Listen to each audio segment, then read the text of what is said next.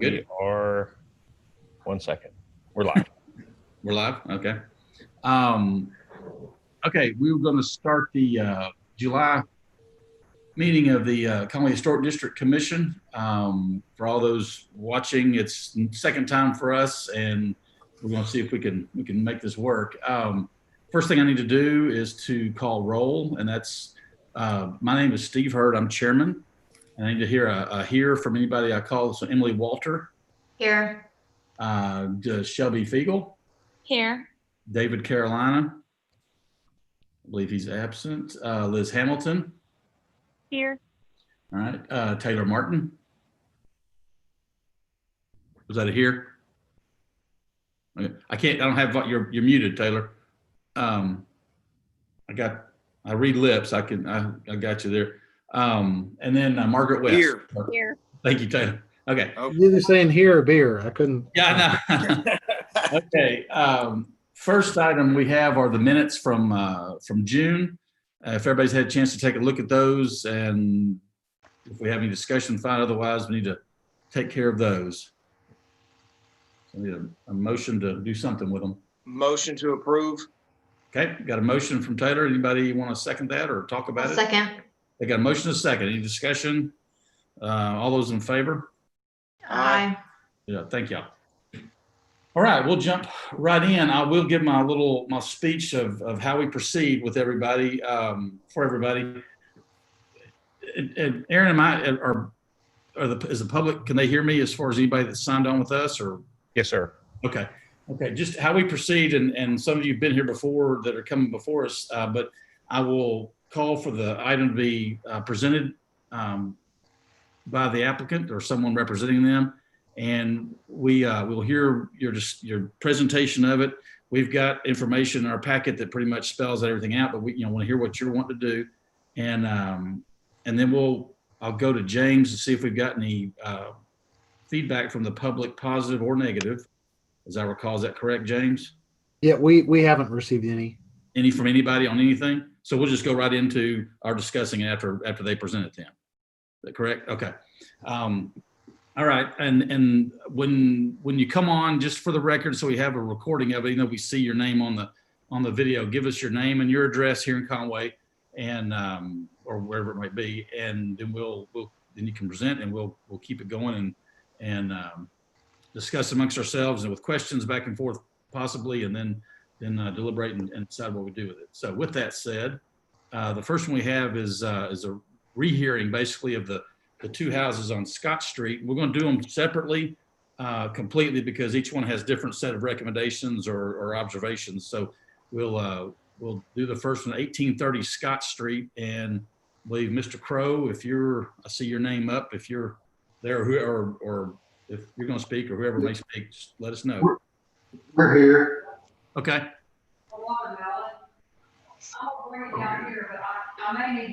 My name is Tracy Crow, and I live at 1865 Cox Cove here in Conway. Okay. Have you had a chance to look at the new recommendations or the discussion in the packet about the structures? Pardon? Yes. Yeah. Okay. Well, just give us a quick little, update of what you've done since last time. Last time being had an issue with the garages out front, and resolution of that is what we were pretty much looking for, with some minor other things. But if you could just kind of give us just real quick, if you want to. If you don't, that's fine too. But yes, we actually went back to the drawing board, and Monty Moix did the drawings for us, and he basically tried to work with what we had, but change it up to make it work for the area. Push the garage to the back of the houses versus at the front, how they were. And then I saw the comments and recommendations that I don't have a problem with. That everything, as far as I'm concerned, is great. Okay. Anybody have any questions for Mr. Crow? Comments? We got, like I said, we'll treat each one 2 items for you, Tracy, just so because like I said, the recommendations, the final stuff are different on both. So we'll do this one, the east house first. We'll be talking about that, and then we'll do the west as a separate item. Okay. Okay. So anybody want to start a discussion? The thing, I guess, pointing out the things that actually one thing from last time that showed up on the recommendations or the things to consider were the shutters on the upper story window. Yeah. And our where we come from on that, Tracy, is that first off, they're purely decorative, and that's not necessarily something that's prevalent in the history of the houses or whatever. If they were to close, they can't fit, cover a window, so they're not functional. This is an area of the country that has never really, we don't live with shutters as a house feature. So we tend to kind of either they need to function or not be there has kind of been our past view on that. So that's where that comment came from. We're gonna remove them. Be honest with you, I don't care for shutters neither. Okay. I mean, they can be, if they're just there and just stuck on the wall, they can be a maintenance issue at some point with stuff collecting behind them and all that kind of stuff. So Well, Monty Moritz is supposed to be sitting in on this meeting. I don't know if he is or not, but I see his name. we're gonna just go by what y'all's recommendations are, and as far as what we're talking about now, I'm just gonna have him remove those from the plan, from the draw. Okay. All right, and that will get good. And we'll reflect that in our motion, whatever we do, how we call it out. The other one was, and it was for us to discuss or think about. I mean, we do this every once in a while. I have to just throw out things to look at. That using the hardy panel to mimic stucco in the gables. Mm-hmm. It's I don't know, the one thing we don't allow is drive it or the ephes that people like to use for it, because it's a maintenance issue and a problem. But I guess I didn't why couldn't siding be up there in the gable where the panels are, which is done a lot and done around here, as opposed to bringing in that I guess I've not seen hardy board panels put up to mimic stucco before, and I don't know how that's going to end up looking when it's all got seams in it or what. Just personally, I'm kind of leery of it in the long term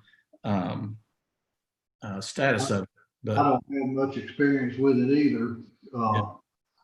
Why wouldn't like a shake style? Yeah, well, again, shakes. I'm crossing my arms. Shakes aren't. I mean, we're not. That's from a particular. More a particular style that is not prevalent around here, so we don't show that as I don't think as options to put on a house. Not saying it hasn't been done before, but I guess the tried and true, the siding and the typical lap siding that's on majority of the older frame houses, or we have brick obviously, but well, let me ask you this, on this particular one we're discussing now, it's got lap on the bottom half of the house. Right. And where it's showing he's got it drawn as shapes, where we're talking about in that gable, is an option to mix it up, to put the lap on the bottom and put the board and bat in the upper gable? Now, let me be clear. The one we're looking at now is the east one that doesn't have the shakes on it. Okay, I just want to make sure we're on the same page here. Oh, This is the one you're talking about. It's the east one, the 1830, the one that has the garage on the east side. oh, So wait a minute. 1830. It's 1A is how it's listed in the book. Yeah, the y'all had the address numbers flip flop.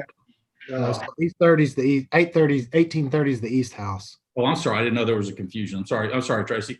Do you know where one we're on now? With the big wide porch in the front, the big single gable coming out?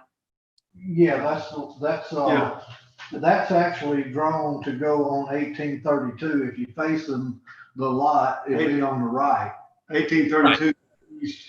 That's fine. I don't the numbers. We don't talk about the numbers, y'all. But we're on the same one. The east house has the garage on the right side, the east side, as you're looking at it from the street. Correct? Well, I don't know actually, and again, it's just these draftsmen, they draw stuff in there. I know. The one on the left is showing shakes, but the one on the right that we're talking about, I don't know, and the writing's so little, I can't see what. I know, same here. Well, what it's showing is the hardy panels to look like stucco. But if you look, what we talked about having, the lap siding around on the bottom, but on the right side, left side, and rear, we've got big gables that the lap siding goes all the way up to the vent to the board and batten little pieces up top. This would just be the same thing. I mean, I don't know why that wouldn't be. It's Mr. Moix is also in chat has mentioned board and batten on the upper gable. That's what I would like to see. yeah. Well, I mean, I'm the only one talking here. Anybody else want to talk? I mean,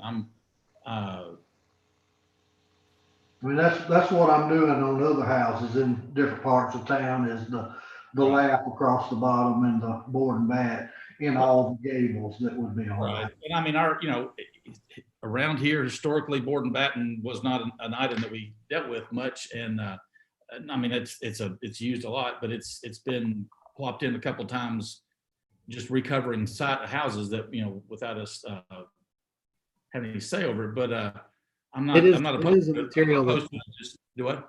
The overlay district does mention the use of it. Okay, that's fine. It's shown up without coming before us a few times.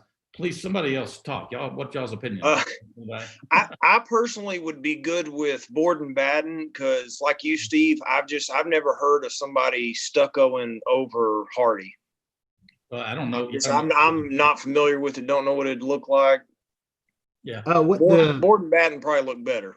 And I wouldn't say no to board and batten. I just, we've dealt with it on a few different ones, but that's fine. I mean, I don't mind it. I think it would clean it up a little bit. What Mr. Moix was originally proposing on there was basically a flat panel, hardy panel. Okay. So they're boards. So that, potentially after 20, 30 years, maybe it might have seams, but right. Being increasingly used. I've seen it in commercial applications. Yeah, that's fine.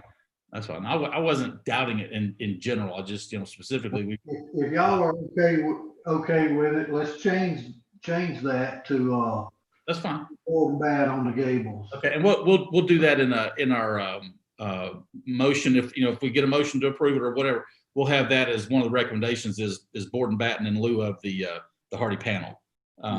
That's easy, to fix. But I guess I'm throwing back to commissioners. Any other comments? Because those cover the two things that we needed to kind of talk about that were just looked at by the staff as something to think about. Otherwise, I think your biggest thing, the issue from last time, Tracy, was the garage, and that's done. That's handled. So Right. So everybody, please help me. Margaret, I mean, I was just going to say, I think he's done a great job of taking our recommendations from the last time and conforming them to the new plans. I mean, I'm happy with it. I like the two changes we've talked about. Margaret, you were about to say something? The left elevation looks kind of blank to me. Would we want to add some windows? Left elevation. Well, we've got a window in one of the bedrooms, it looks like, and then not one in that front bedroom, and one in the bathroom, and not one in the master bedroom. So down that wall. James, were there any notes you had on that as far as number of windows or openings?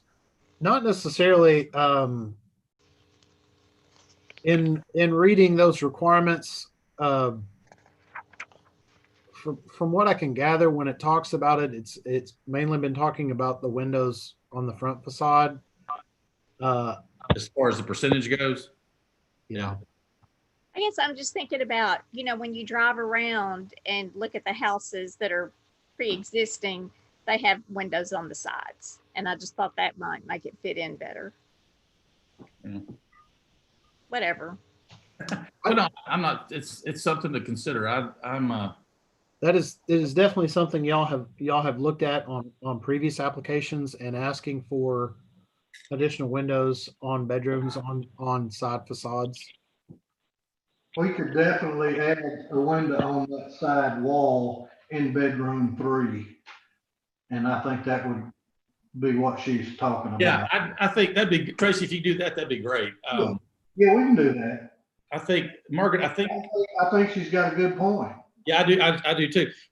Tracy, what about the master bedroom at the back, having one, maybe towards the wall that has on the outside wall, obviously, but towards the bathroom side, Well, not the messing only- with furniture. The only thing there is most people buying a house doesn't want their bed headboard in front of a window. I know. Well, but that if it's towards the bathroom, not right in the corner, but towards it, gives you still a lot of wall.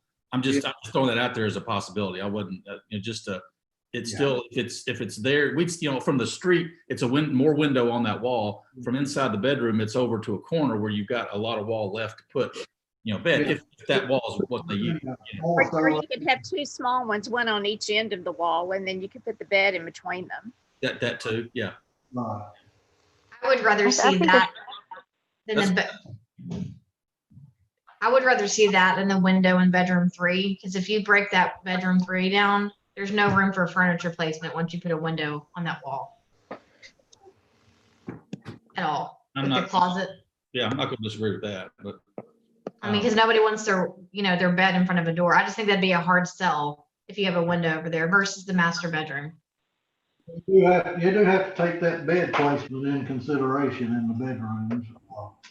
yeah, I know. Well, like Margaret was saying, Tracy, in that master bedroom on that west wall, if a narrow, a little more narrow on each corner, with giving you a big wide wall in the middle of that, that's the bed. If the bed's there, it can even be flanked by by windows and window treatment. But Yeah, we got a 16-foot long wall there. yeah, I'm not. They don't have to be big, 4-foot windows. Just something narrow that flanks the bed or whatever's there, and that still give them lots of choices. They could have a bed on the opposite side where the door is too, and have a big wall there too. So Channeling Mr. Moix again, he had a comment on chat. A window towards the back won't be seen from the street because of the houses beside each other. Be better in bedroom number 3 for looks from the street. I agree with that as well. yeah, I mean that's fine. That's fine. Yeah, I think windows up towards the front are more. That's more what probably needs to happen than to the back. Just for the reasons we're saying, have windows. So, and again, you've got a good sized wall on that outside wall, Tracy, on bedroom number 3 as well. It could be near the closet. You're not gonna have a bed right near the closet. Give you a good long wall on that west side, still to have bed and side tables, whatever is needed. Yeah. Does that work? Yeah. Okay. Well, we'll at some point we'll have this pulled together. We'll have a window on we can say it's on in the northwest, corner of the north end of the west wall, if we want to, something like that. But of bedroom number 3. Margaret, back to your point, is that you think that'll? Yeah. Okay. And I agree. I agree. The one in the back, it probably won't be seen that much at all. And as any landscaping gets grown up, you won't see the back of the house or that down that side very easily anyway. So, okay. So we have whoever might make a motion needs to get all that stuff caught up. Yeah, I have it. I'm going to make a motion. Okay. I've taken some notes. I'm going to motion to approve the proposal for 1830 Scott Street with the following recommendations. So planting of 1 canopy tree in the front yard, all HVAC and mechanical placed to prevent being seen from the street, removal of the shutters from the upper story window, use of board and batten paneling instead of stucco on the gables, and adding a window in bedroom 3. I said on the left elevation because that's what we originally said, but I can reword that to say the northwest corner, however we wanted to phrase it. Okay. I kind of just wanted to give them the option to put that window wherever they felt Well, Sure. appropriate. And that's fine. I was just kind of pointing out where we were talking about, but it can be anywhere. Yeah. Y'all do see on the plan that there's a huge existing oak tree on that 1930. Yeah. farm. James. This is so the requirement for tree planting, this is on the east house. Okay, So that it's got the 19-inch tree. So there's a requirement for a canopy tree for every 30 feet. So these slots are 70 feet. So that's why there's an additional tree. I was mixing up, I was on the wrong lot again. Just don't do that when you build the houses. Excuse me. Yeah, make sure you got them right when you build the houses, okay? Right. All right. So, Shelby, did you get your? And ask your workmen to be careful. I noticed one of those trees has already been hit. Yeah, there was a dead limb and they broke it off. What I'm gonna do is I'm gonna clean that up and put the black paint on it to seal it. That's what I understand they do to cut off limbs like that. Shelby, did you finish your motion? Yeah, that should have been all the additional recommendations that we added. Okay. All right. I'll So- second Shelby's motion. Oh, okay. So we have a motion, a second for the recommendations as put in our information plus the additional parts and pieces that we've talked about that Shelby said, and I won't repeat. So I have a motion and a second. Any more discussion? Are we good with that? All those in favor? I Any opposed? All right. Who had the That- second on that one? Pardon? Taylor. It was Taylor. And James, I'm taking notes, so you don't have to worry about it. Oh, okay. All right. Okay, Tracy, we'll go now. Everybody will go to the next one. I guess it's 1B.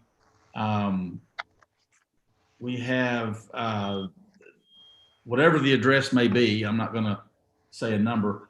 Hold on, I can't. I'm trying to scroll on my other computer here where the file is. All right, we have either 1830 or 1832 Scott Street. And Tracy, you want to, basically, your name and address are fine to go for this. We know who you are, but we, I'll let you talk. But basically, last time the same problems were with this one as the last one, where the garage was up front, and that's that we wanted it moved back, and then we do have in the recommendations, I believe, some similar issues as the last one with some finishes and details on the front. But otherwise, Tracy, you want to present anything about this?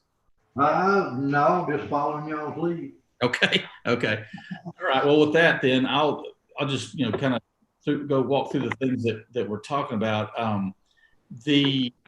I guess again we've got a little bit of that hardy board panel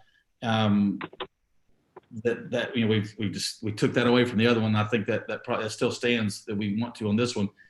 This one we've got, if everybody notices, in two of the gables there are shakes shown, and then and we've got board and batten on the entire house now instead of just an accent above. So Yeah, I'll make it easier for you. I'm perfectly fine with doing it the same way. And if Monty can hear me, if not, I'll get with him, or y'all can put it in your notes. But I like the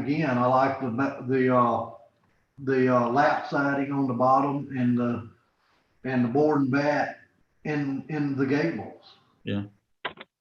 Everybody hear that and have an opinion on it or discussion? Yes, Margaret. I think I want to make sure that these houses don't look too much alike. All right. I don't have a problem with the board and batten on the house. I don't, that's it's I don't, again, it may be going against what I was saying earlier. Not that I don't like board and batten. It's just we don't have a ton of it around, but we do allow it. So it is what it is. We can do that one, all the bottom of it, board and bat, and then do something different, or either do the whole thing in board and bat. I was about to say, what's wrong with board and batten all the way up? That's not a bad. You got exposed beam tips, you got vents or windows in it. You're breaking that up in a nice way. So I think board and batten all the way up would be fine. I mean, I'm saying this, everybody else, what's your opinion? Channeling Mr. Moix again, he said we're going to make one big gable on bedroom 3.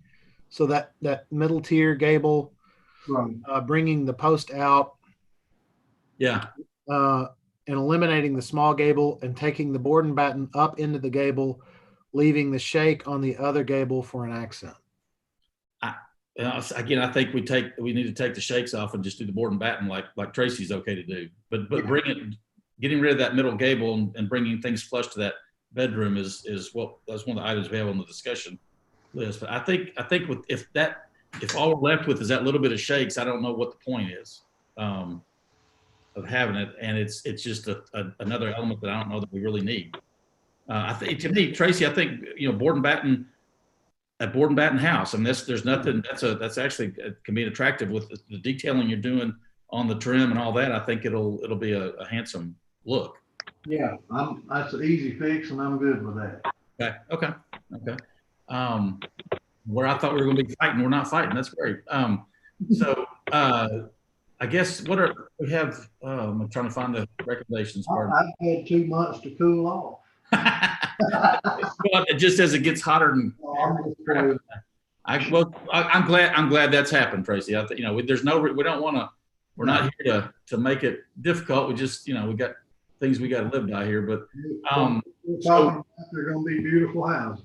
I think we're anticipating that, so we're all good. We've got our recommendations up here. We got planting of one canopy tree like the other one, and you understand that now, I think. The mechanical equipment be screened, additional window on the east facade. We didn't talk about that. Anybody on the Is the east right? I believe Right side, yes. Yeah, bedroom 3. Yeah, I forgot to mention that. Yeah, that goes like the other one, Tracy. Yeah, we can do the same thing. Put it down there close to that closet. Okay. So we got that. Let's see. Middle gable, we're getting rid of that. Number 4 is taken care of. We're gonna do that. The upper gables, we're putting board and batten up there. I thought, was there something about windows, James? We're gonna take those mullions grids out of the windows on this one. Okay. We'll have plain glass.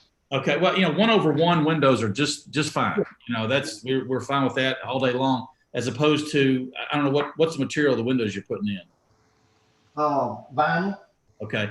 Normally with vinyl windows, which are, they're allowed in the new construction. Normally vinyl windows, the mullions, anything are snap in, and they're just, it's obvious when you drive by, you got the cheap snap in grids, so that's all we try to stay away from are those. So if you take them out, we're happy. Yeah. Okay. All right. Okay. I think anybody else have any other thing to add, or James, am I forgetting anything? I think based on the discussion, the only thing that would need to be modified of the recommendation, where number 5 says either shakes or horizontal siding, that it. We'll just say board and batten in the gable. Yeah, that's what I had. I just had require board and batten on the gables, and then for the one before that, the middle gable will be removed. So that. Right, number 4, we're going to do exactly what it's saying on that. So. Mm-hmm. I don't know if we need to restate the middle gable is the one we're extending, correct? Right. And Right. So they're going to extend it, or they're going to remove it? No, well, it's basically going to be, that piece will come out flush with the front of bedroom 3. They're going to slide that column out, and the middle gable will come out and disappear, and have a bigger one gable at the bedroom and the little walk up to the porch. Does it make sense? Yeah. Okay. All right. So we have, James, we got everything caught up on that? All the pieces? Yes, sir. Okay. Then from there, I'm waiting for direction.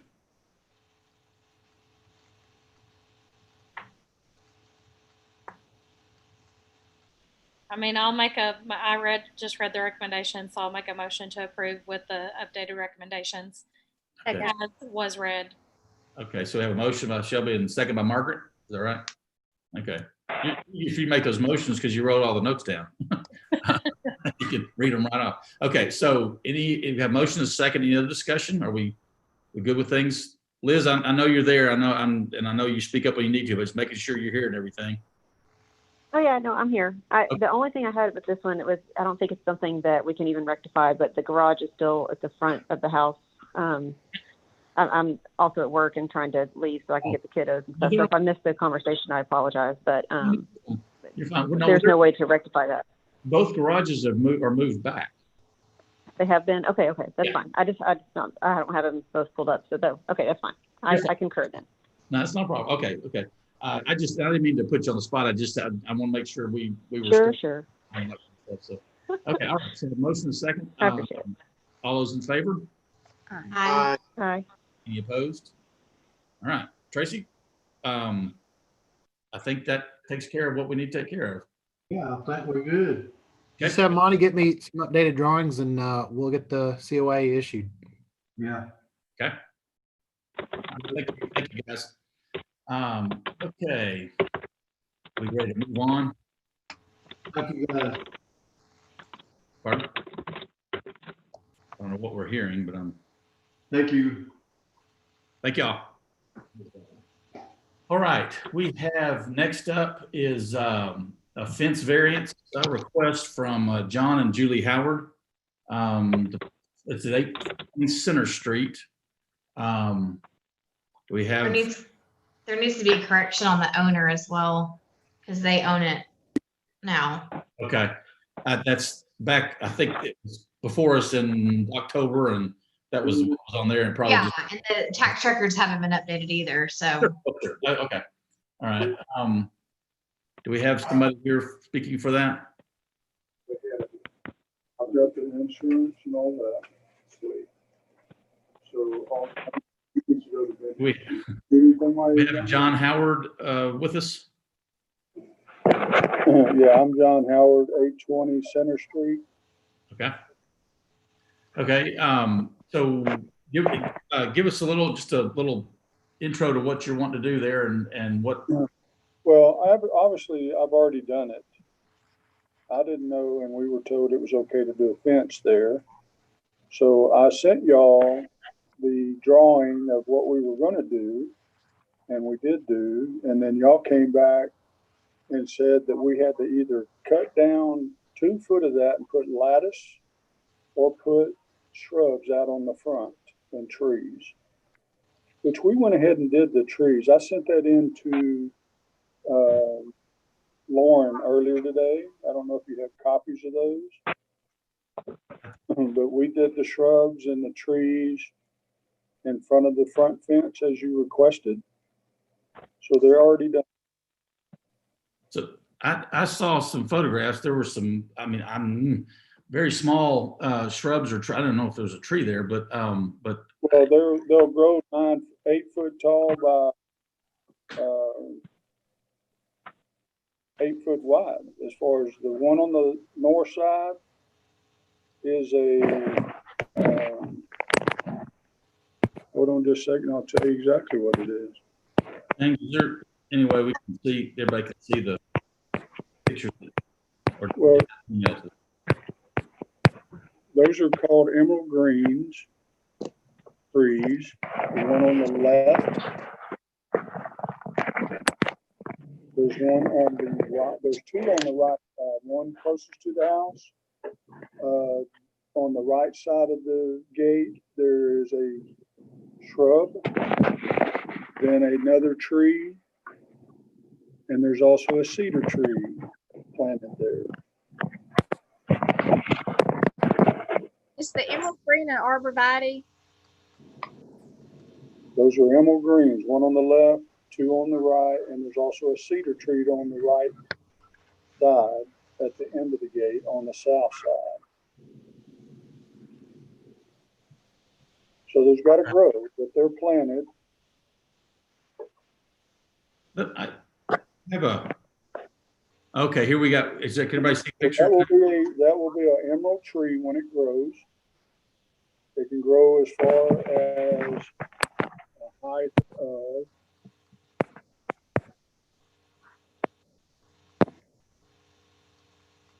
I think it says 8 foot it'll grow. So it will be big enough enough to basically cover that fence.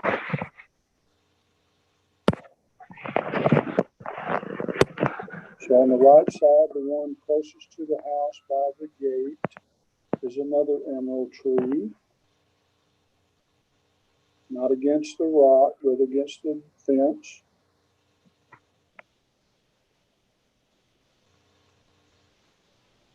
The one on the left is a shrub, the one in the middle is a tree, and the one on the right is a cedar tree.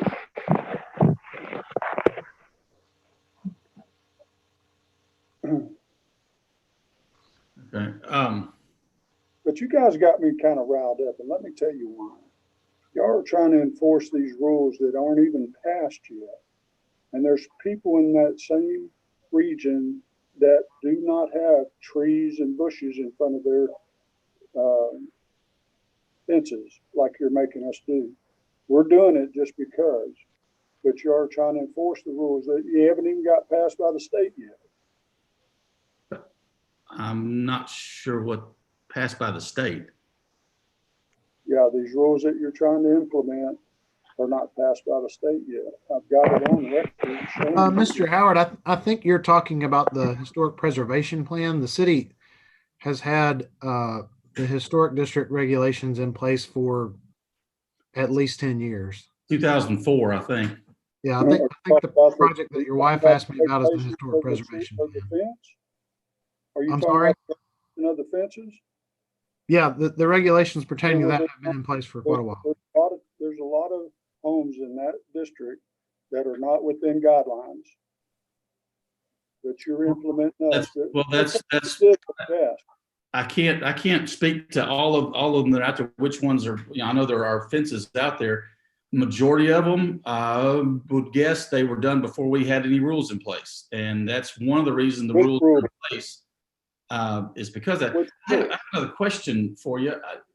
You got the pictures we have of the house, the August 2019 and July 2020 in our packet here. Did you paint the house? I sure did. Okay, see that's. Are you going to tell me that's against the rules? Well, yeah, exactly, it is. Painting existing brick, especially. Got other houses in that same district that were painted, so you can't tell me that. I just told you that, and I'll tell you again. You're not supposed to do it. The regulations say that. Now I can't. We've had people that stuck in and painted their houses. Corner on Robinson and Davis. I know we've got the letters going out to people, or whatever, but we've not had anybody that's shown up with something else on their house that then we see that they painted the house, and then here you are. Also, when we saw this last year, the people that owned it at the time, I guess that you bought it from. We had a discussion about any railing and stuff on that patio porch thing to the right there. Porch. And it was discussed that it wasn't completely appropriate, but now we have basically a backyard deck rail on it that should have come before us to at least be looked at and talked about because it's affected the front of the house. So it's just kind of a perfect storm of multiple things that we can't. We can easily defend all the regulations in the guidelines, and we've got. Well, the VA recommended that the front railing be put up because of being a VA. Okay, so Mr. Howard, Mr. Howard was a buyer of mine. I'm the one that sold this house, and he's correct on the railing. The VA recommended it, so at that point, it was not Mr. Howard's. Well, I'm not saying a railing is not appropriate at all. Yeah. It's just that the way it looks, we should have had some input on. That's what we're here for. And that's the past seller. It has to have what on it, Steve? We should. It's a design issue that we're talking about. The railing, if it's required by a lending a group, that's fine. I mean, I don't have a problem with that. I'm not going to argue that.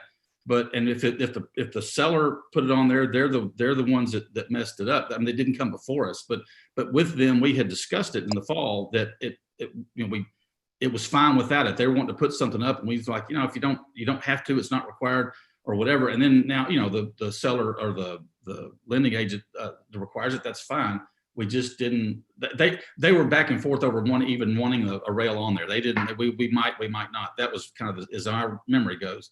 So that's not. I don't have an issue with them necessarily, other than they didn't come before us. If they did it, to do the railing and all. So, but that's one of the basic things that we have in our guidelines. Where we start looking at things is if you can see it from the street, we'll talk about it. That's been from the beginning, 2003 or 4 when we wrote the ordinance and what we've gone on. And all these items you can see from the street, obviously. And one of the big ones that we're losing houses as contributing structures in our district. And when they get painted, it will be almost impossible to get them back as far as what they look like. You can't go out and pick the brick off with a dental tool. You can't, you're going to ruin the brick. And it's now going to be an accelerated maintenance issue from now on. It'll be flaking off. It'll be doing stuff like crazy and you can be painting it more often than you'd ever mess with brick. So Well, it's not in my house in Maumelle, Arkansas, 5 years ago. It's never painted or chipped. right. They're professional painters. They're not just, fly by night. That's fine. And the difference is, the reason why we're so particular about this is these old houses, even when, the old brick is different than new brick. This old brick was fired a lot lower temperature, and it's a lot less solid and rigid as the new brick. The new brick was basically like concrete. It can take the fluctuations of temperature and moisture not coming through it and paint. It can deal with that. The old brick just starts falling off too. So you're going to lose the integrity of the brick at some point. The paint will be peeling off like crazy with moisture coming through because the older brick is so porous. And if you try to blast it off, the paint off, you're going to take the skin of the paint of the brick, and then you've got crap. It will never be the brick again. So it's a thing where it was contributing. This house was a contributing structure in our district, and it possibly is not anymore. And that's where we get twisted in the thing about. And we've had a couple others that have been painted that they had nothing else to do. They didn't have any reason to come before us, so we didn't see that, and it showed up after a weekend. It was painted, and there we go. So this one,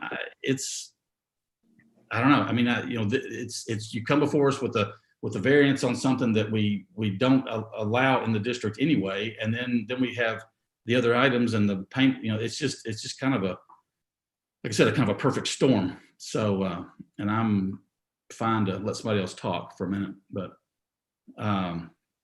I don't know, James. I don't know where are we at? Well, the item under consideration is the fence. So that's okay. Yeah, I would think that if we want to, we would probably have to have a discussion after the meeting concludes on whether we would want to bring up the painting of the house, which would probably be similar to another home that we had to discuss that got painted a few months ago. Okay, that's But fine. I agree with James that we should just have that discussion towards the end of the meeting. Yeah, I mean, I think that I definitely want to say that I apologize that there was any confusion about the fencing. I know that the historic district guidelines can be very confusing, and we just try our best to maintain what charge has been given to us. So definitely not anything against Mr. Howard and his family, but that is something that we have to look into. Mr. Howard, I do think that you all have done a good job of adding that shrubbery and those trees. I feel like that's been addressed. But as they said in the recommendations, that front piece of the fencing, if we could add that lattice at the top, that would be in line with the guidelines. Hold on a second, Shelby. You gave me 2 options. Y'all told me to either cut 2 feet down on the fence and put lattice or put the shrubs up. I used the second option of what you allowed me. James, is that in accordance with the guidelines to allow either or was it and? I think Mr. Howard may be confused. Those were options provided to the Historic District Commission to decide in terms of making a recommendation on approval, and weren't necessarily a directive on immediate action to be taken. Okay, so Legacy Fence called me, that y'all called instead of me, and said that it was not within compliance. I don't know why you called Legacy, but you didn't call me. And then those were the two options that he told me I had in his email from you guys, that I did not get it. Who contacted Legacy? I don't, why we would, Somebody from y'all's office did. James, is that, I'd have to ask some of the other folks. okay. If there was someone that contacted, it must have been while I was out sick last week. Okay. It was not me. Yeah, we apologize for that, Mr. Howard. I don't think that we should have come directly to you with the concerns. Okay, so the email.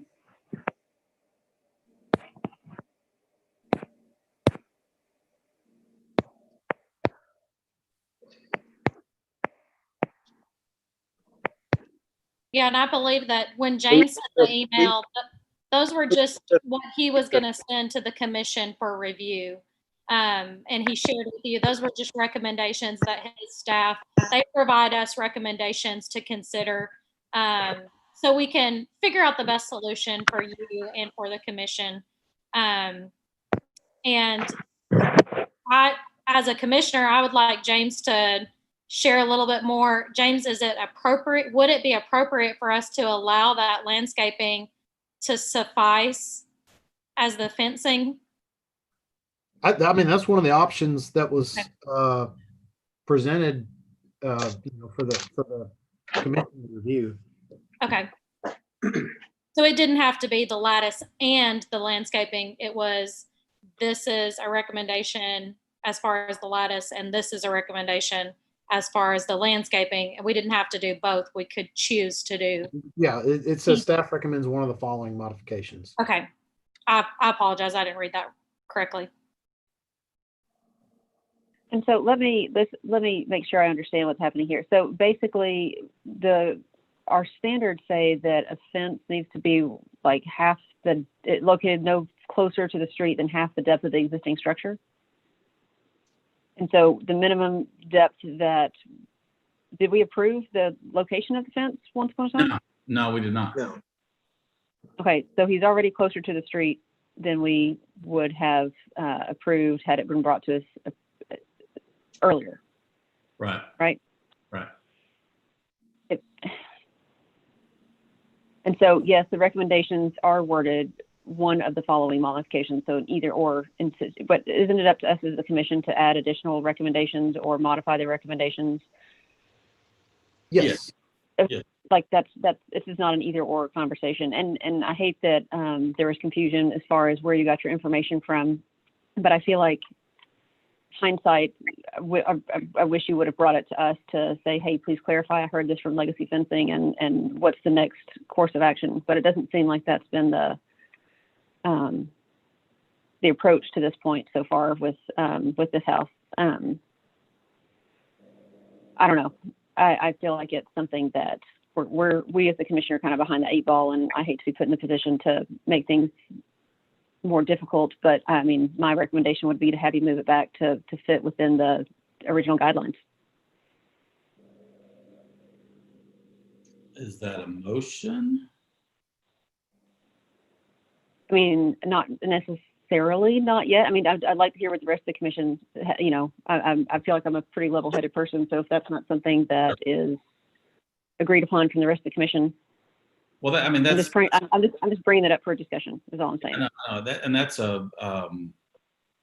That's a piece of it that's, well, it's not in the recommendations. It's called out that it's 13 foot from the front, and it should be minimum of 28. So we're talking a 15-foot move if we go by the guide.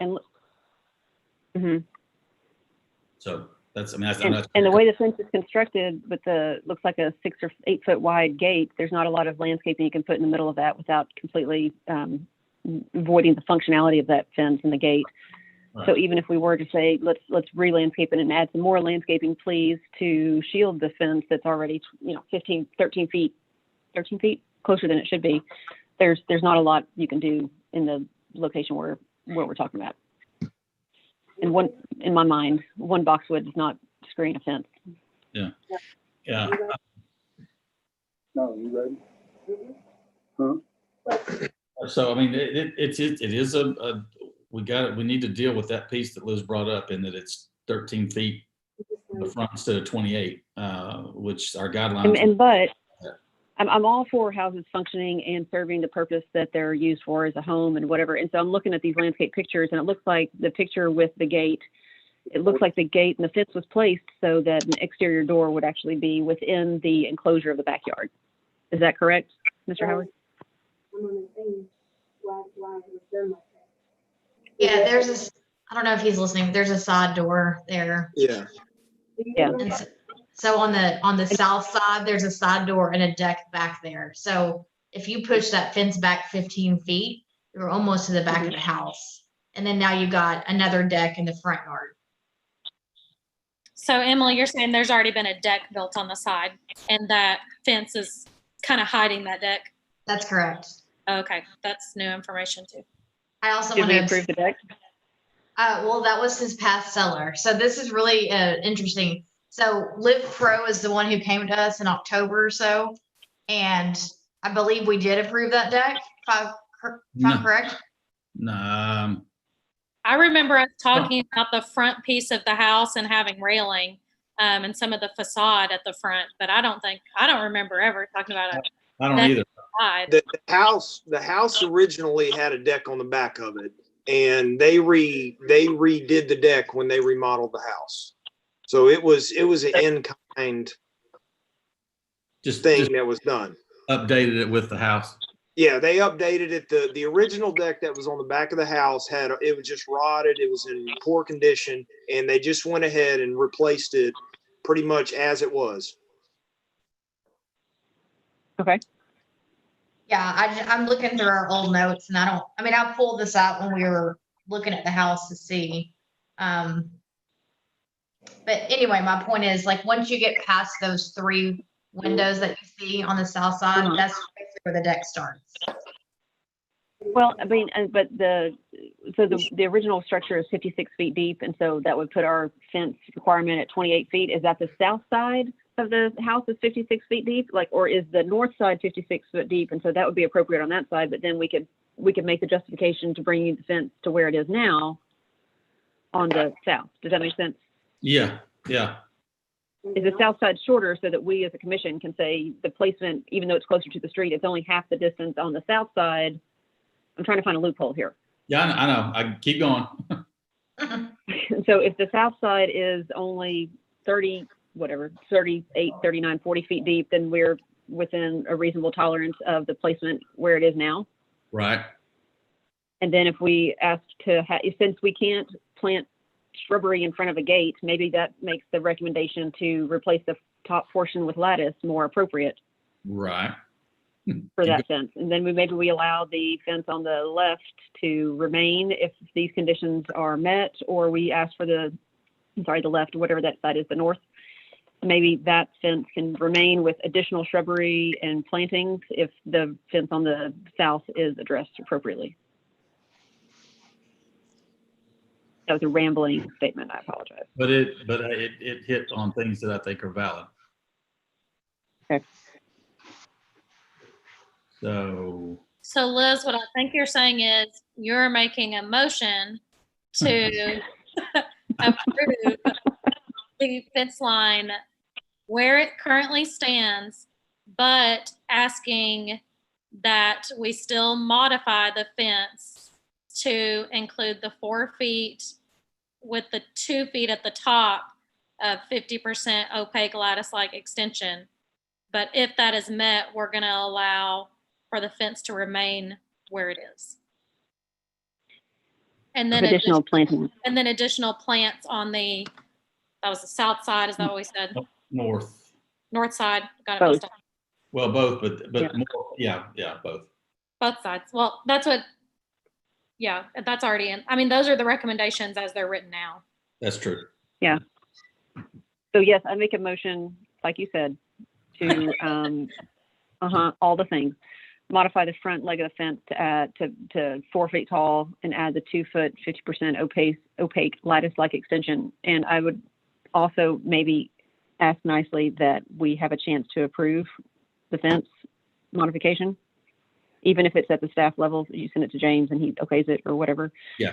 But just with the track record that we've seen with this house previous and prior, or with this current owner and previous owners, I feel like this is something that we would like to kind of not regain a position of influence over what happened to it as a contributing structure. Possibly contributing now that's been painted. I don't know. Yeah, right. Okay, so just to And repeat, then also to I'm sorry, do what? you're okay, Liz. Go ahead. So yes, modify the front leg of the fence to 4 feet tall and add the 2 foot tall opaque lattice-like extension with prior approval from the staff level. And then we would also ask for additional landscaping in front of the fence. And if both of those, including the 2 canopy trees and multiple shrubs on both the north and the south side. And if both of those conditions are met, then the fence can stay in its original location. Okay. That's my motion. I think that's as clear as we're going to get it. No, I mean, it's clear. Yeah, okay. Okay, so Liz made the motion, correct? Yes. We need, Emily, are you part of this? No, I'm gonna abstain. Okay, that's what I just want to make sure. I thought you would, but, okay, so we have a motion. Everybody understands it? I'll second. Yeah, I'll second. I mean, basically all we did was slightly update the current recommendations. We just added that the fence design is going to be submitted to James and his staff before being modified. Right. But it's, other than that, the recommendations really stay the same, and I'm fine with that. Okay. So I second, sorry, I should have. You did. All right. Okay, so I have a motion and a second, and I'm gonna just hope everybody heard it the first 3 times and not repeat it. But all those in favor, and that'd be including me voting, but since we need a quorum to do that. So all those in favor? I'm sorry, Liz, you're there. I forget. All those in favor? Okay. Aye. Okay, any opposed? Aye. Okay, so 3 to 1. I vote if there's a tie, but we had a quorum, so it's all good. The motion passes. I think that's it for that. I just want to make a quick clarification. James, do we have to record who voted for and against? Or do we Yes. just have to, okay. No, probably, yeah. So you got the Taylor voted against? I did. Yeah, I know. I mean, I just double check. All right. Any other? I think we're done with that one. Okay, so let's. We will keep moving if we can. Let's see. We've got. I guess next up is on Scott Street. Pardon, I scrolled too far. 2056 Scott Street. We're going to be filling in a carport. And do we have Mr. Botsford online here? Yes, I am here. Hello, everyone. Hi there. Did you? I don't know if you heard the beginning. If you can get your name and address, and then you can tell us what you want to do, and we'll go from there. Sure. My name is Dustin Botsford. I live at 2056 Scott Street. What I want to do, I've read through the packet of information that you guys have in front of you. Is I feel fairly self-explanatory. Yep. Just closing in the carport that already exists. Make the enclosure match the house as close as humanly possible to make it not look like it was closed in is the goal. I've seen your recommendations.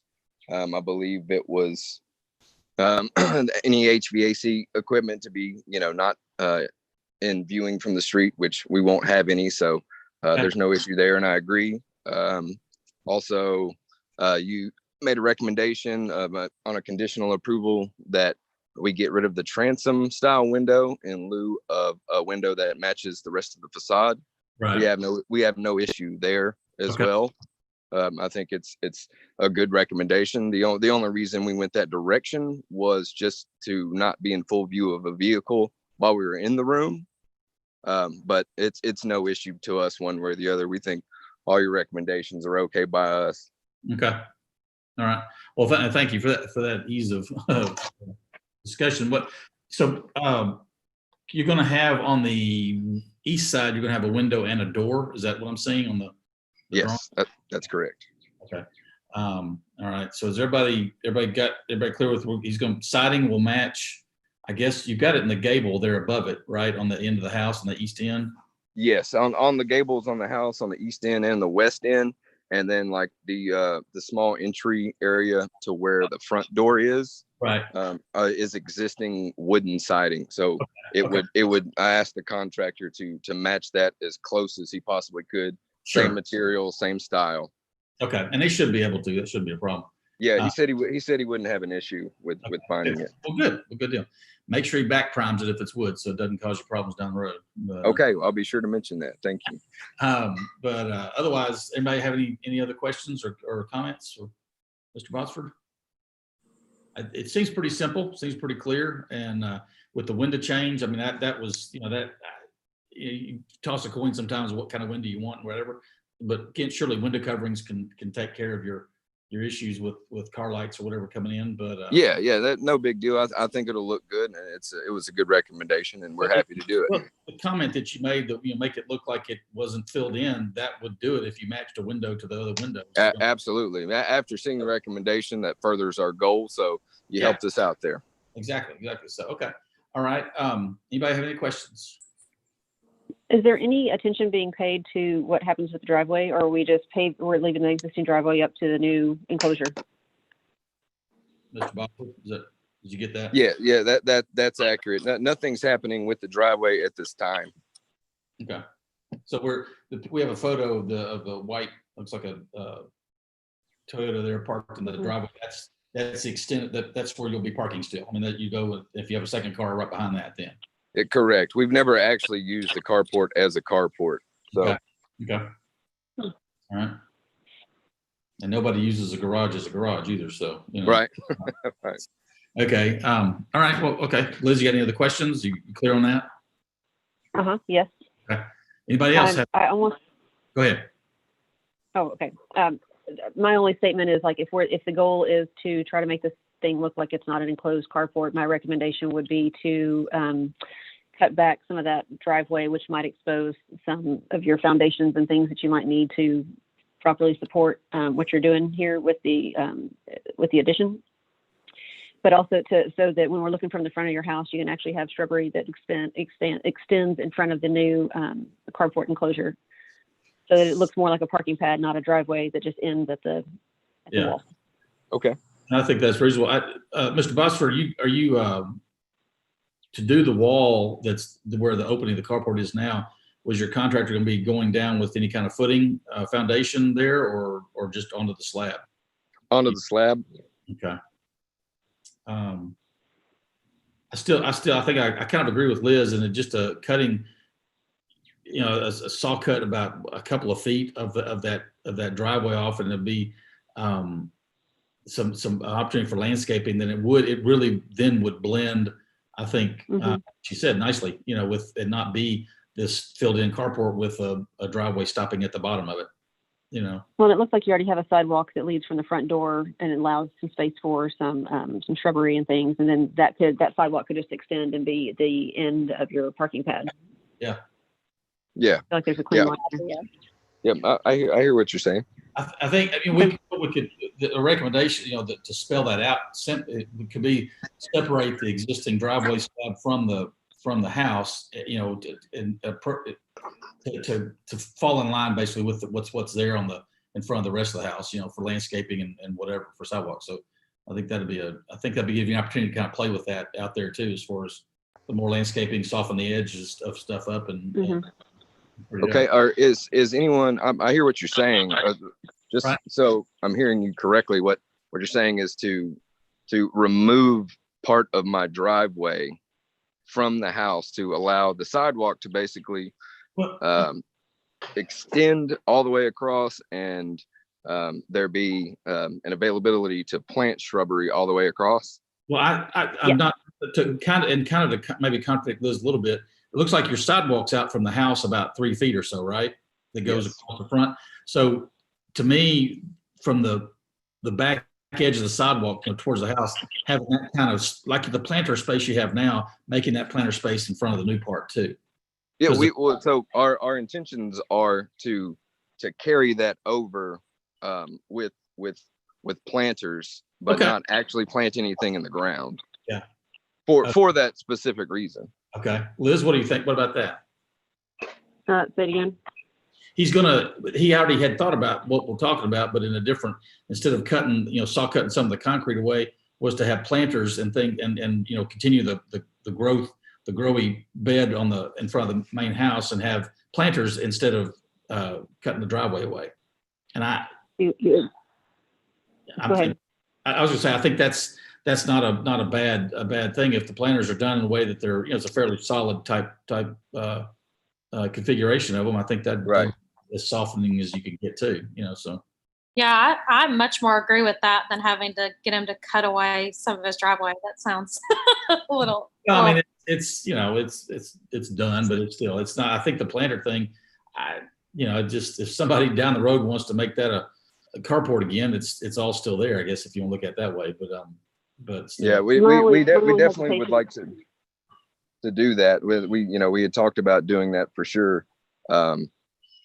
If I didn't know it was going to be an issue, I would have included it in the plan. But the plan is to make the front of the house, like right there where it's set.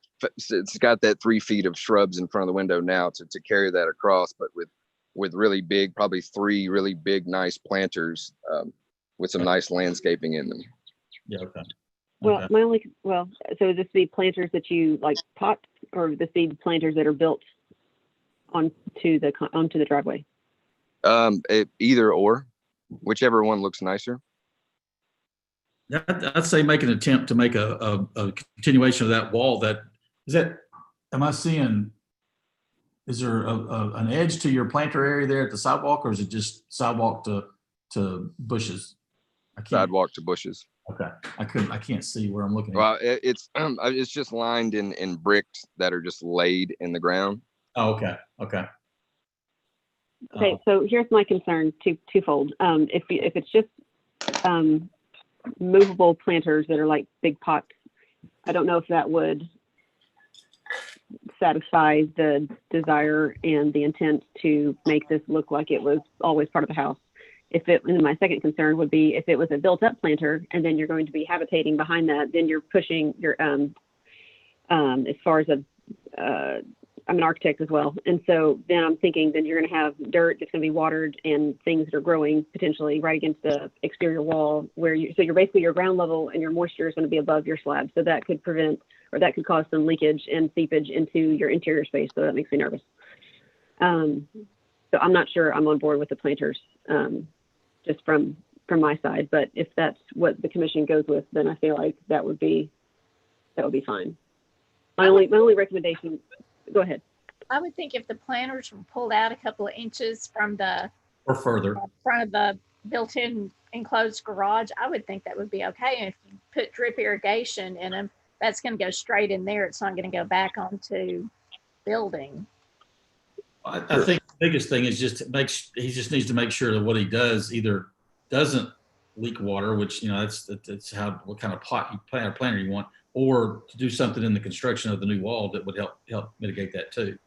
Yep. So I mean, there's a couple. Like I said. Yeah. Well, and that's fine. I mean, your input's good. I think there's a couple of ways to handle the water issue.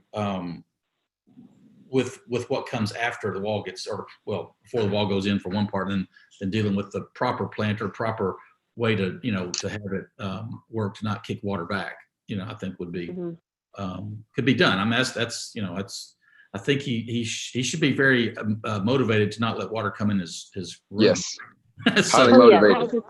Cautionary tale and what I could foresee being an issue down the road. And then again, like if it was movable planters, and if they were done well enough, then maybe that is sufficient enough and they could drain directly onto the driveway, and that obviously that slopes away from the house as well. But those are just my two statements for if it was a planter conversation. But yeah. And there's I mean there's a ton of options out there for things like that. So it's I think as long as he's heard our, if we, you know, are okay with it like that, that's like you're saying, if the commission's okay with it.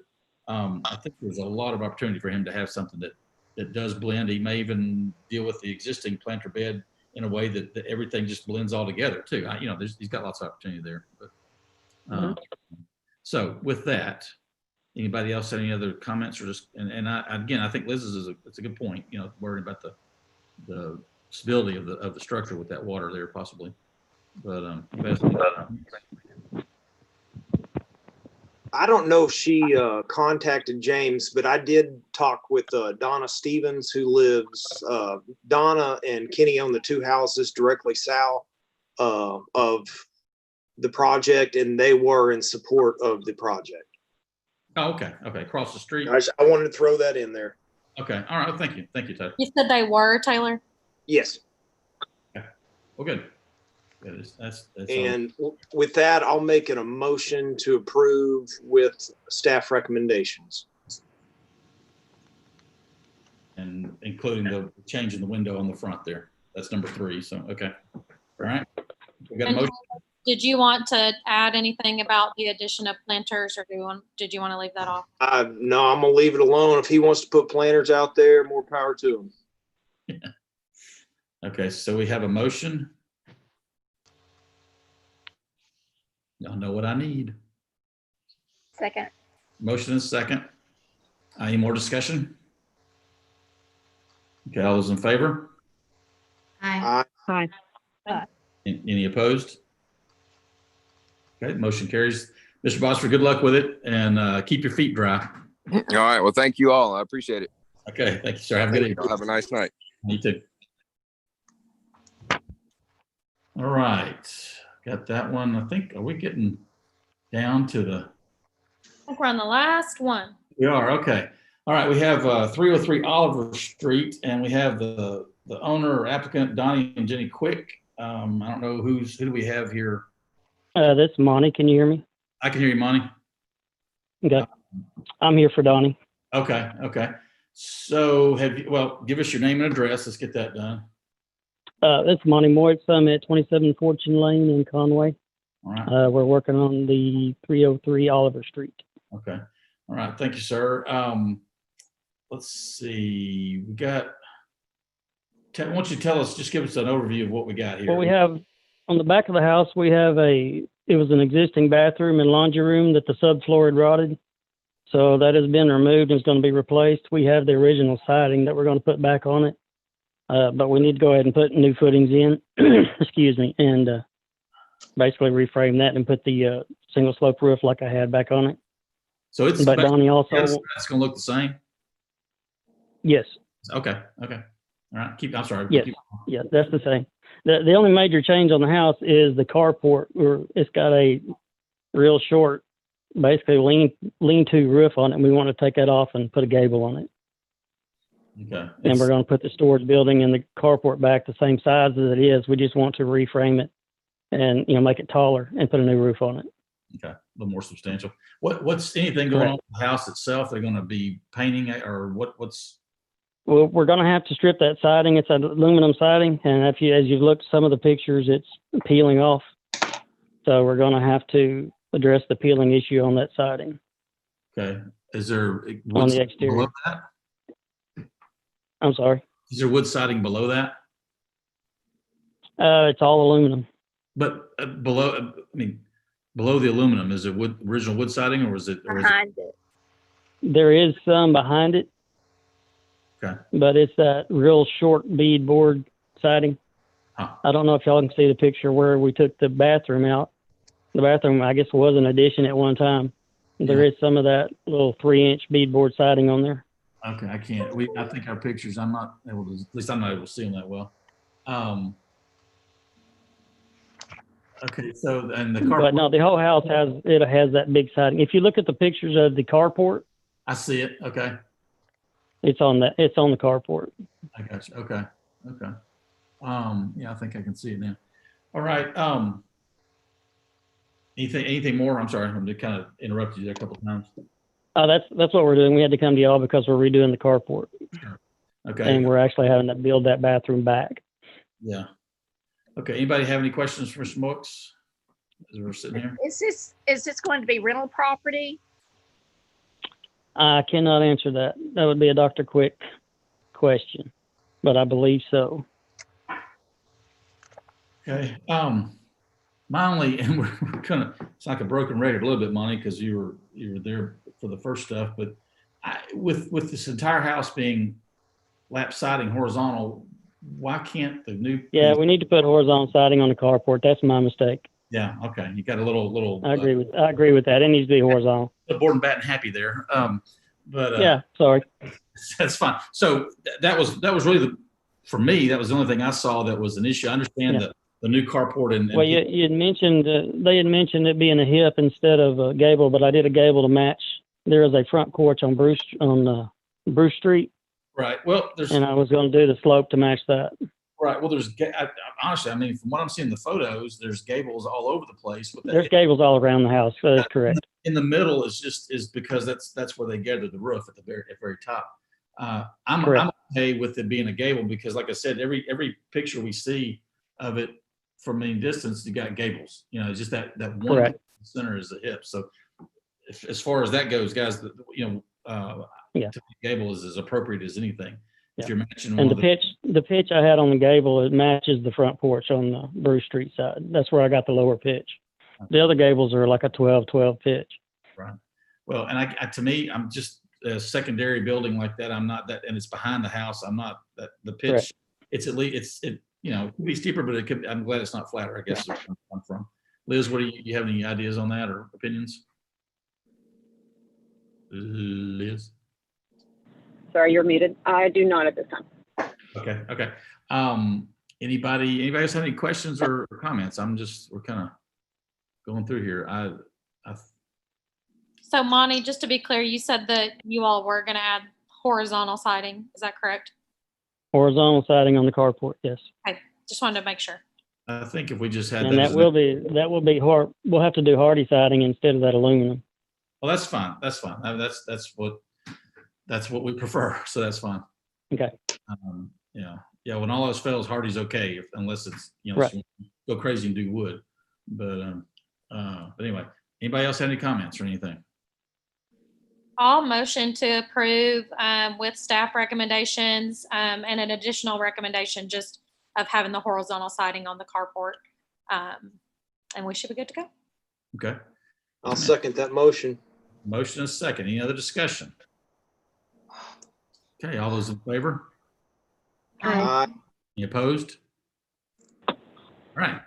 Well, Monty, good job. Yep. Thank you, and I'll get this to James in the morning. Yeah. Okay. Yeah. Do that, and you'll be good on that. Okay. All right. Well, thank you, Monty, and we'll. Thank you. Sure, we'll see you again. But yes, sir. Thank you. okay. All right. James, we want to talk about some painted brick. I'm not mad anymore. If that matters. If you'd like, we can. Yeah. Obvious? It wasn't obvious, was it? I kept it under control, didn't I? James, can you remind me what we did to the last home that was that small home by the two big Robinson? It's 1660 Robinson. Yeah, on Robinson. What did we end up doing with that? We brought Mr. Jones in for a tongue lashing. Okay. So here's the problem. I'm just going to go ahead and say it.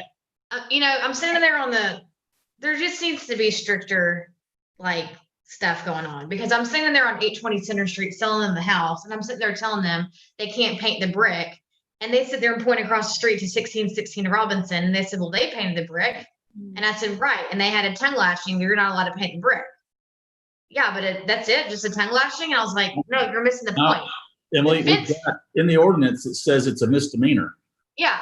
The fence thing, I personally went down to my house and printed them out an application for the fence. And I called Lauren and talked to her at the office about it. What pissed me off about the whole thing is this being recorded. I'm sorry. Is this still public record? Where is this going to go? Okay. Maybe. As a realtor, it's hard to sell downtown when you don't have any, like, you can only do so much, you know? And so for me, it was very disheartening to see that house being painted.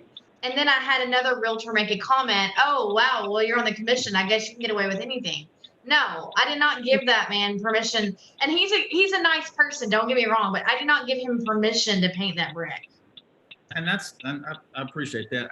Yeah, Emily, I appreciate the context that you put this into, and I do agree that it makes it very difficult to enforce when, I mean, anybody could have told whoever it might be who's considering painting brick, you know, if you're not gonna, if there's no reprimand besides a tongue lashing, Yeah. then I do agree that it's just an issue that will continue to pop up. And there's not much you can do about it once it's done.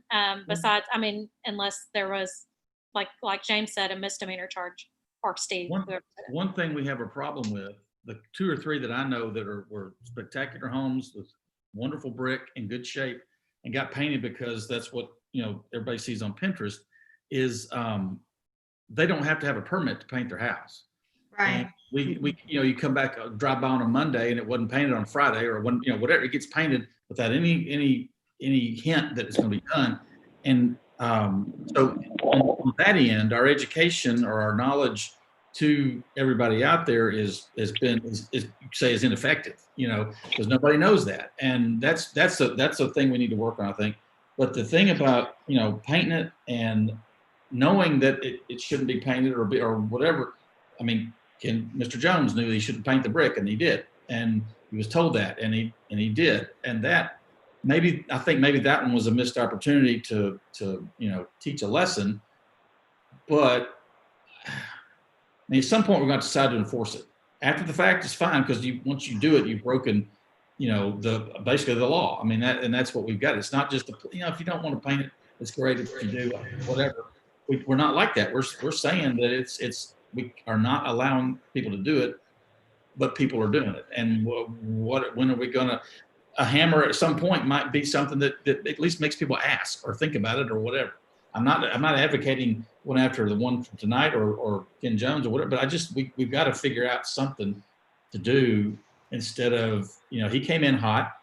I got a little hot because I think he was out of line on everything, because he did 3 things that, if one of them was the deck from before, that's fine. But when was that deck built? That deck rail? That deck rail was built. We closed on him in, what's today? July. So Yeah. I closed on him in June. I want to remind everybody this is streaming live on YouTube. That's fine. I'm fine with that. Yeah, and I'll tell you why I voted against it is because it was after the fact. The application was for the fence. The fence was already built. He thought that, you know, hey, didn't know about the fence, so he went and put landscaping in. And you know, by the time he put landscaping in, I don't think he should have to. We should say, hey, well, you got to, you know, cut your fence that you just put up now. I don't think that's good for downtown Conway.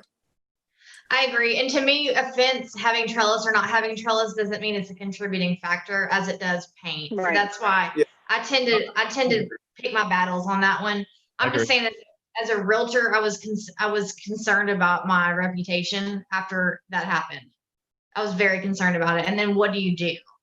So as a realtor, if I'm down there, when you go into any neighborhood in this town and you have covenants and restrictions, those people will abide by the covenants and restrictions. You know, I told them where to find this stuff, but there's no proof that I told them that, right? It's all verbal. They get covenant. It goes back to our historic preservation plan too.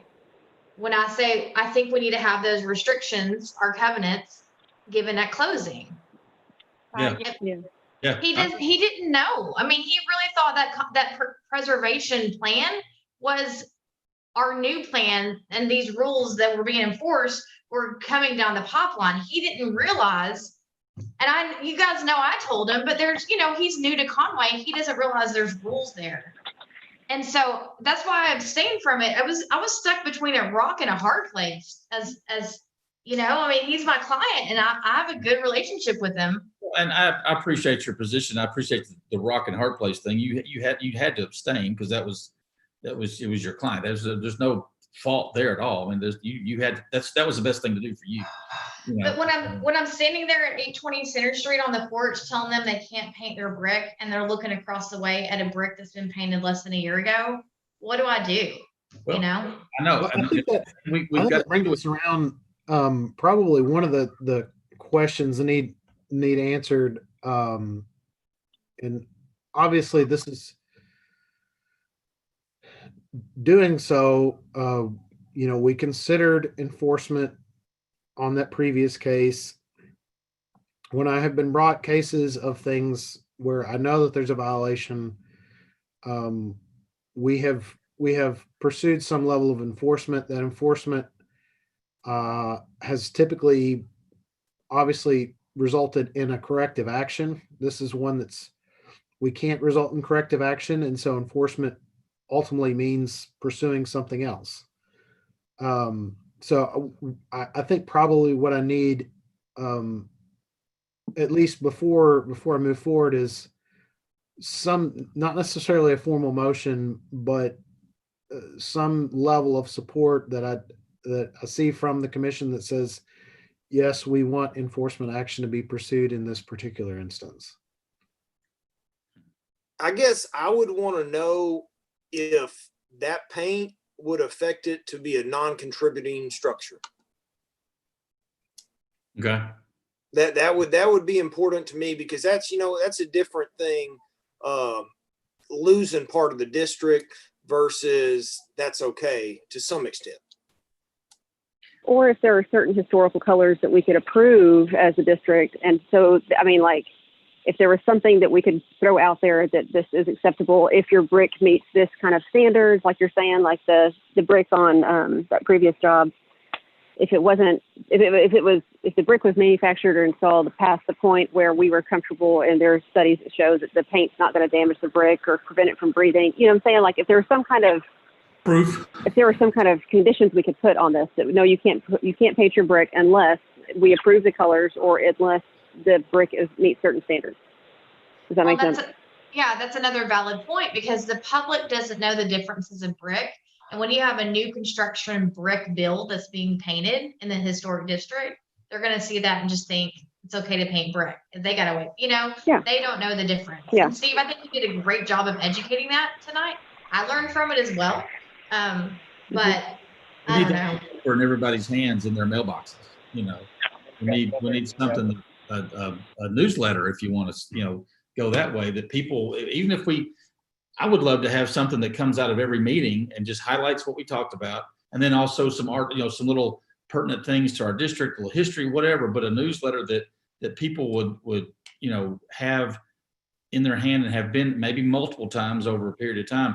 It's been explained about why you don't paint brick, or why, the older brick new. Well, that's one thing, but we have why you don't replace windows, why you don't, all these different things could be put out there as many times and in tons of format in a newsletter or something like that. We know the addresses of all the places, that's easy, to get that. So I'm not necessarily volunteering that, but I think we as a group need to do something. That outreach is different than what we gave, Emily with the flash stick, the flash drives, and every realtor gets one. That right there was as valuable as anything. But the homeowners, current and future, that little bit of education might go a long way. So that's that. I'm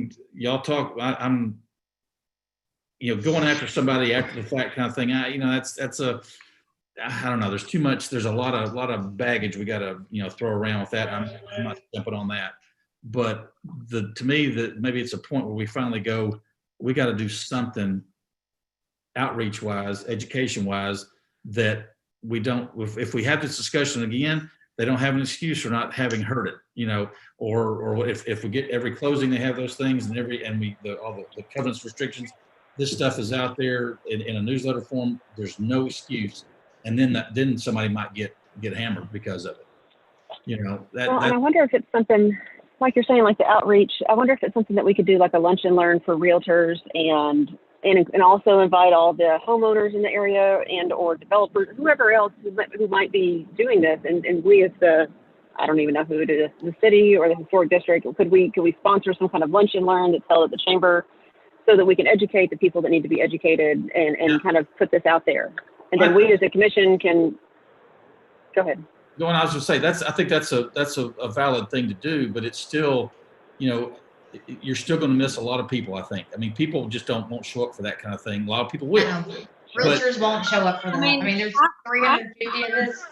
I completely agree with Emily that it's going to have to be something that's just a standardized, when you're closing on the home, you get that packet and you have the information in your hand. It's a part of your closing materials. It is not necessarily, I think, I mean, it is our responsibility to educate, but at some point it is also the homeowner's responsibility to educate themselves. Oh yeah, no, I totally agree.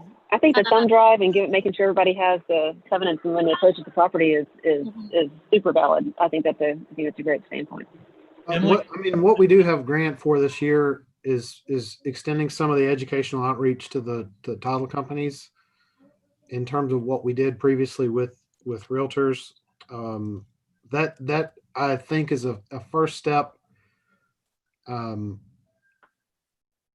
Anytime you're thinking about having compliance with something like that, it's better to build a relationship with those entities first before you just come out and say, bam, we've had an ordinance change, you have to do this. Right. Because for those escrow officers, it's another requirement. I definitely think there are tools that we can provide them, that would help make that an easy part of the process. An address lookup tool, if it's in this area, boom, then it's automatic.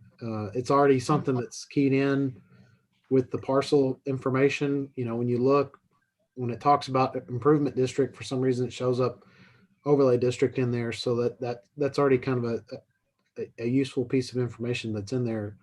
So I think that is a particular area that we need to explore.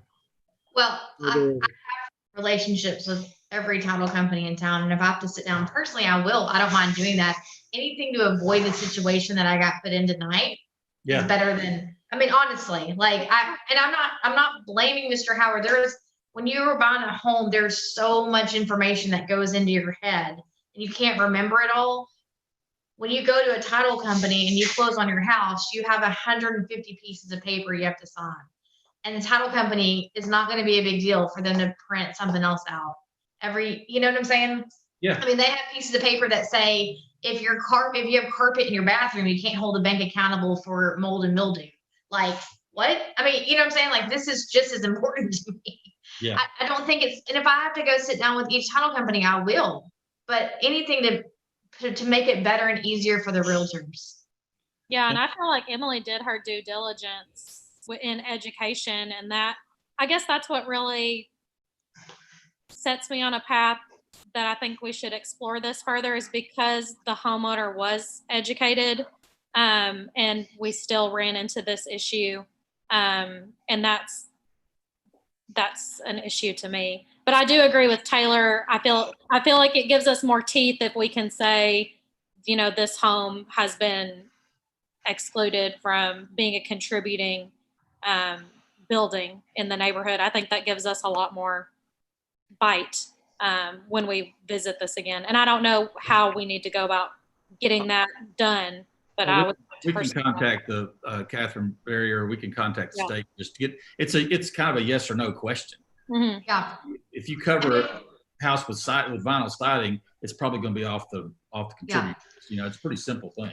Yeah, but if we had a letter from them, I would feel really comfortable saying, here's what the state said. This is a state. The state is saying this. It's not just the city of Conway. To kind of combat some of that misinformation. That's fine. That's appropriate. I think we can do that. Taylor, it's an easy question to the state. It's not a problem. And Emily, what I would propose to y'all maybe is that you have me research this and address the item at our next meeting. Would that be appropriate? Yeah.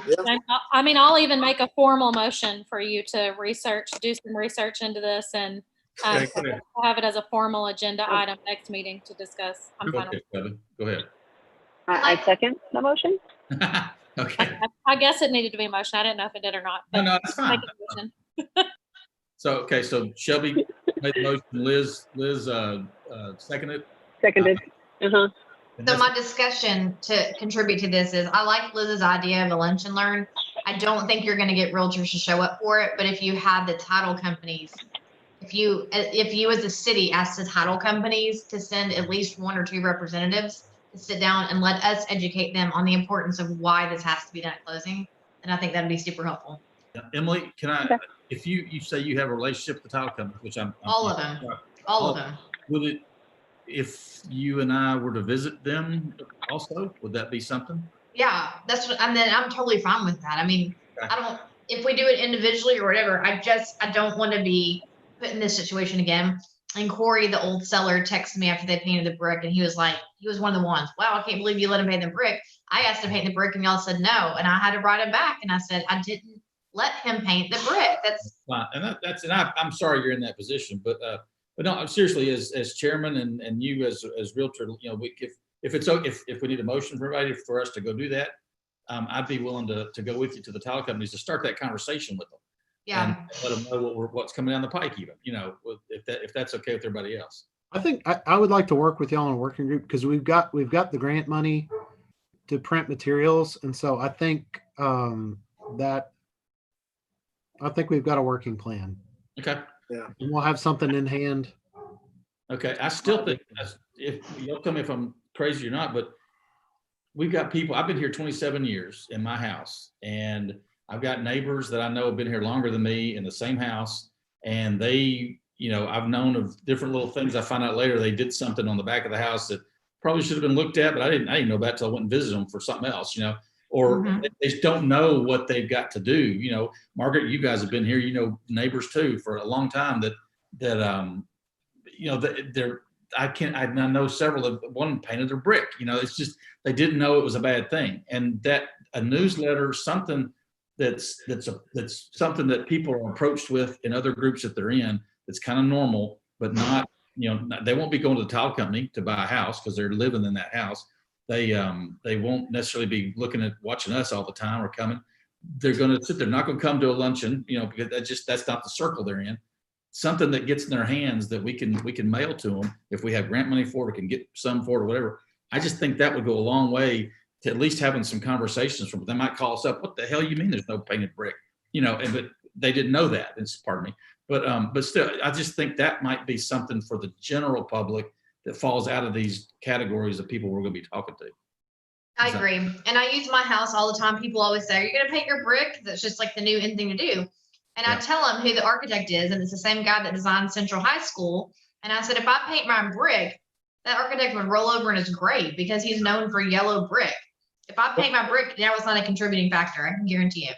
Well, and another thing, just another tidbit of the brick, and one reason that I like one down the street from me, Hope Brick was a local brick manufacturer. The family was here. A lot of the family was. I knew a lady that was like a daughter of the group, and she's passed on years ago. But that brick, you can't, you know, Acme bought them, I believe.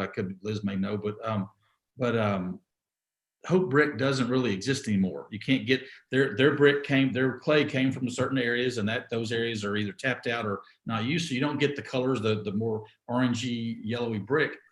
And you paint that brick, and that part of our history, of Conway's history, is gone.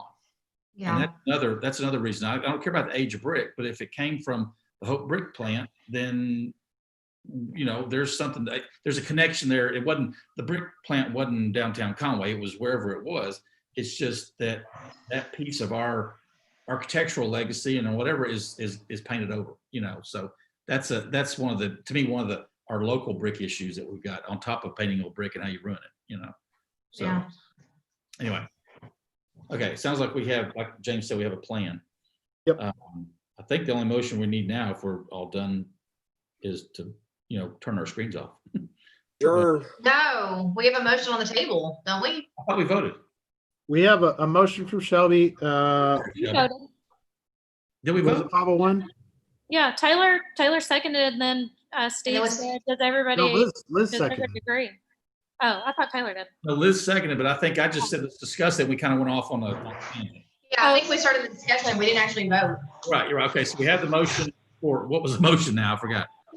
I wrote that I motion for James to research the issue, reach out to the state to see if the home is now considered non-contributing, and then for the issue to be added as a formal agenda item to the August meeting agenda.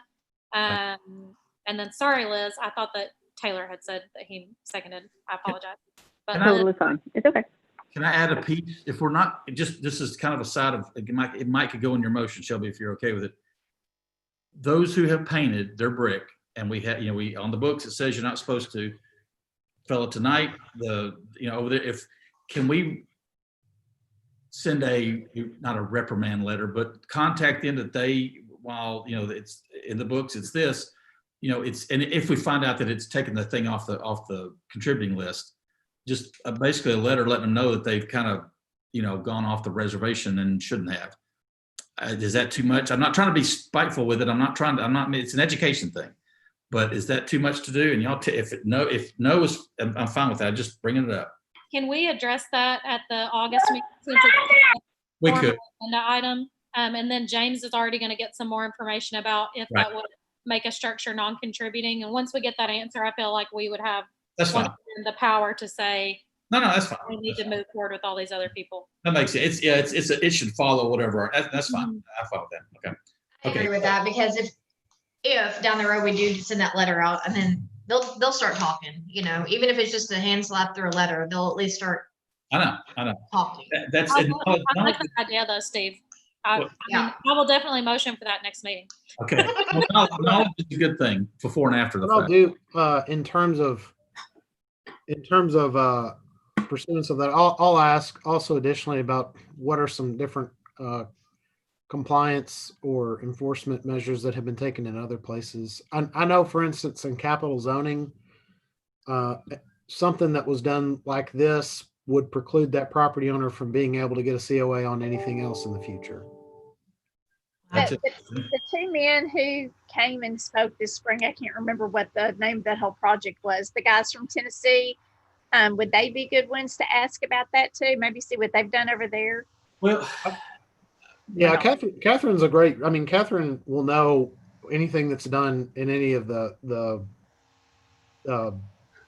certified local government cities in Arkansas.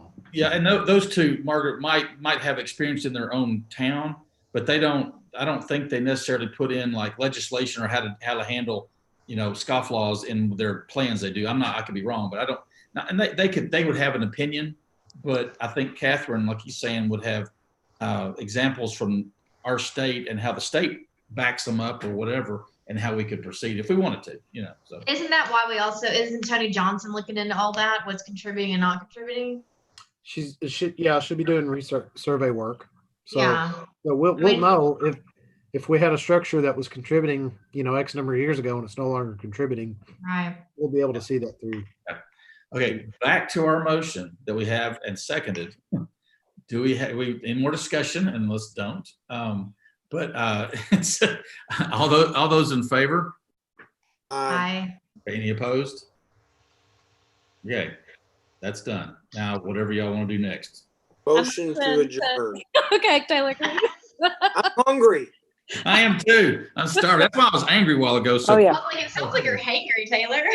No, I'm hungry. all right. Everybody. Thank you, Emily. I do. I'm sorry you were in that rock and hard place thing. I know.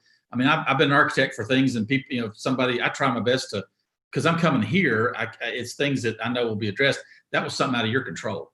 So. Right, and he's already texted me about it since we've been on here.